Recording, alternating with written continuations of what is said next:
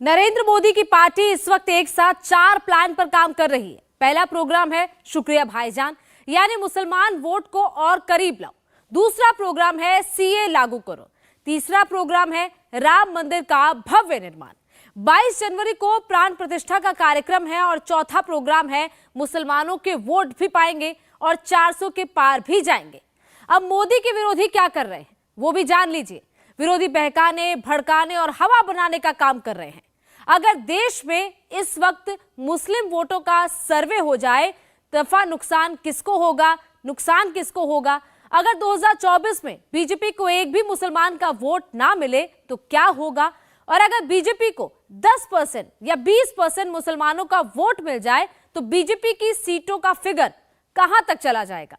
मोदी के जो विरोधी मुसलमानों के नाम पर पॉलिटिक्स कर रहे हैं, वो ना मोदी को समझ पाए और ना ही मंदिर को समझ पाए। ये पूरी रिपोर्ट देखिए।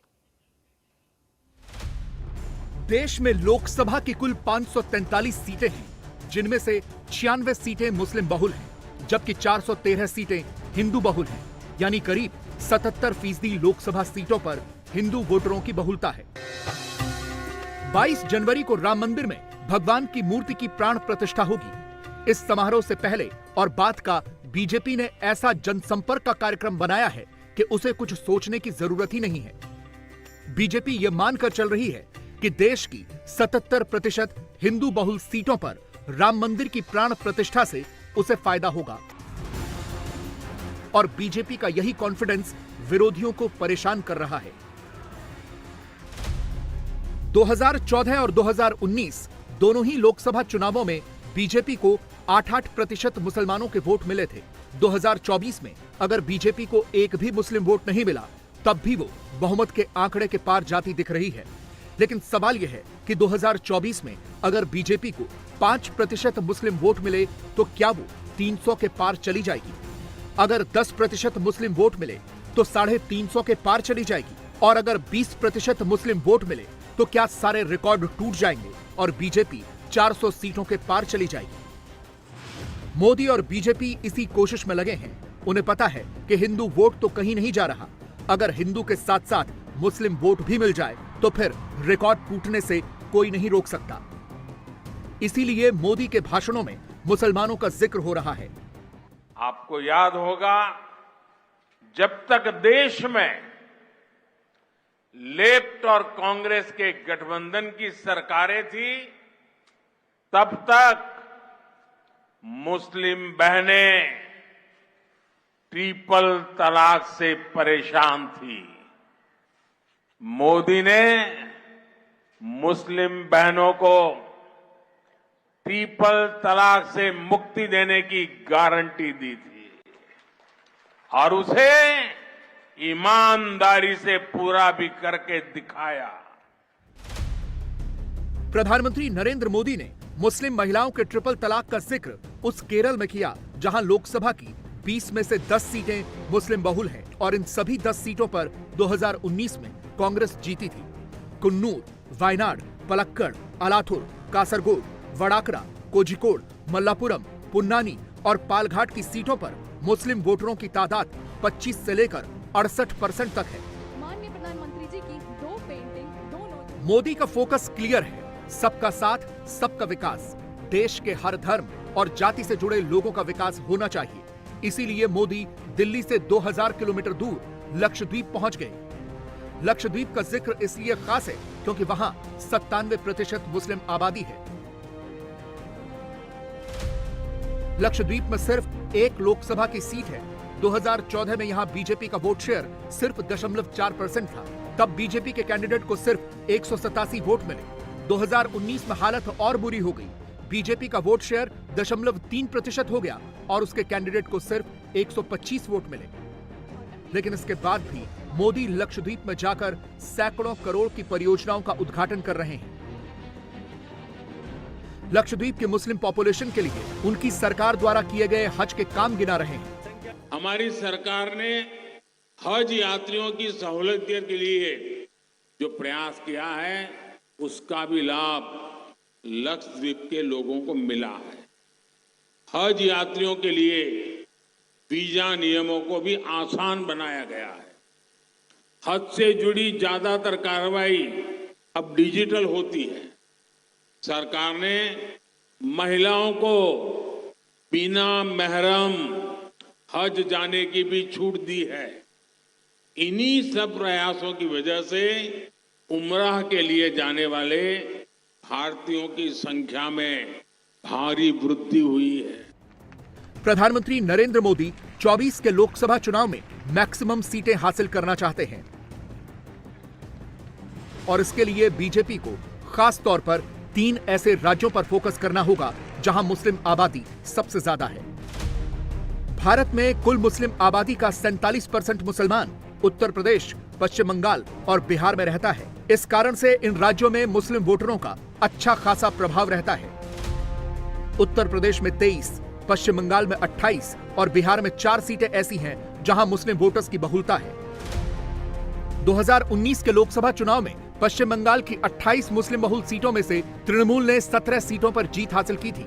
बीजेपी को यहां 9 सीटें मिली थी। यूपी की 23 मुस्लिम बहुल सीटों में से 8 पर महागठबंधन के उम्मीदवार जीते थे, जबकि 15 पर बीजेपी की जीत हुई थी। जबकि बिहार की 4 मुस्लिम बहुल सीटों में से 3 बीजेपी के गठबंधन ने जीती थी और 1 कांग्रेस के गठबंधन को मिली थी।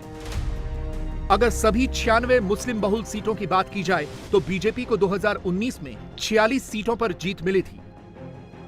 बीजेपी की कोशिश है कि इस बार इन सभी मुस्लिम बहुल सीटों वाले राज्यों में न सिर्फ 19 के प्रदर्शन को बरकरार रखा जाए बल्कि उससे भी बेहतर हो जाए तो नुकसान क्या है। और यही डर विपक्ष का भी है। उसे भी लग रहा है कि बीजेपी ने हिंदू वोट तो उनसे छीन ही लिए, पहले ही सनातन को गाली देने वालों के साथ गठबंधन करके वो फंसे हुए हैं। रही सही कसर राम मंदिर की प्राण प्रतिष्ठा निकाल देगी। अभी तक मुसलमान वोट बैंक एकजुट था। विपक्ष को लग रहा था कि कम से कम ये तो उसका होगा, लेकिन बीजेपी तो मुस्लिम वोट बैंक भी छीनने की तैयारी कर रही है। इसीलिए विपक्ष तिलमिलाया हुआ है और मुस्लिम तुष्टीकरण के पिटारे से 2 मॉड्यूल एक्टिव हो गए हैं।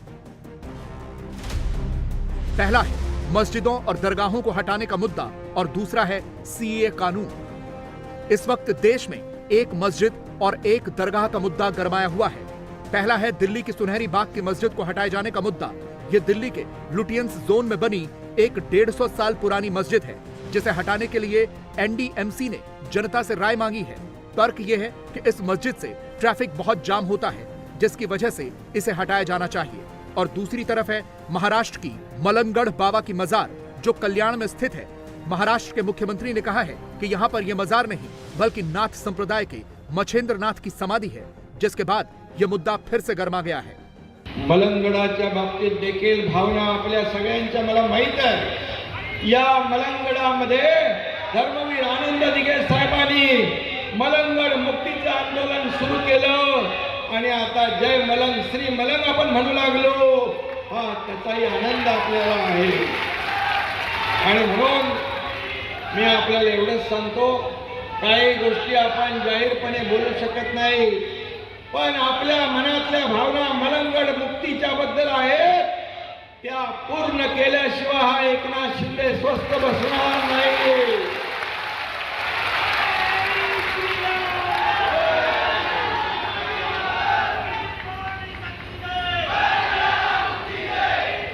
आणि म्हणून मी आपल्याला ज्या काही गोष्टी या महाराष्ट्रामध्ये अनेक वर्ष होत नव्हत्या, त्या न बोलता देखील या तुमच्या मुख्यमंत्र्यांनी करून दाखवलेल्या आहेत। ये दरगाह भी बहुत पुरानी है।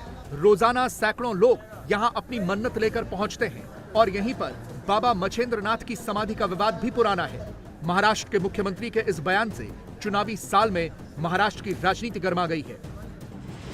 दूसरी तरफ ओवैसी जैसे मुस्लिम नेताओं को भी चुनावी वर्ष में हिंदू मुसलमान की राजनीति करने का मौका मिल गया है।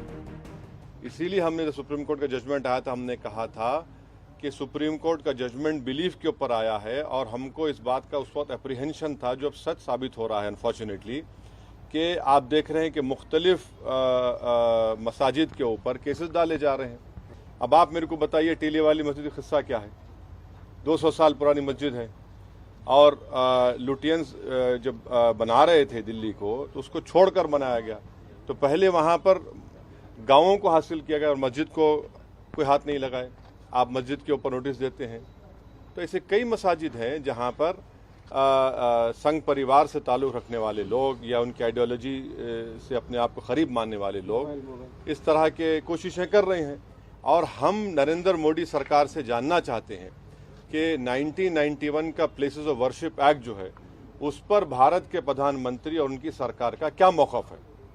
क्यों नहीं केंद्र सरकार, वज़ीर आज़म, प्रधानमंत्री नरेंद्र मोदी ये कह देते हैं कि हम 91 के प्लेसेस ऑफ वर्शिप एक्ट को फॉलो करेंगे। मोदी के विरोधियों का दूसरा सबसे बड़ा टूल सीए होने जा रहा है। नागरिकता संशोधन कानून यानी सीए का जिक्र 5 साल के बाद इसलिए आया है क्योंकि खबर आई कि केंद्र सरकार जल्द ही सीए को लागू करने वाली है। होम मिनिस्ट्री ने इसके लिए होमवर्क पूरा कर लिया है, नियम तैयार कर लिए हैं। खबर आई कि लोकसभा चुनाव से पहले सीए को लागू किया जाएगा। इसके लिए गृह मंत्रालय ने कानून के नियम तैयार कर लिए हैं, जिसके बाद नियमों का नोटिफिकेशन बहुत जल्द जारी हो सकता है। नियम जारी होने के बाद पूरे देश में सीए कानून लागू होगा। नागरिकता की सारी प्रक्रिया ऑनलाइन होगी। शरणार्थियों को कोई कागज नहीं देने होंगे। नियम न बनने की वजह से यह कानून अब तक लागू नहीं हुआ था। ऐसा हुआ तो भारत में शरणार्थी बनकर आने वाले गैर मुस्लिमों के लिए नागरिकता मिलना आसान हो जाएगा। 2019 का यह प्रोटेस्ट पूरा देश अभी तक भूला नहीं है।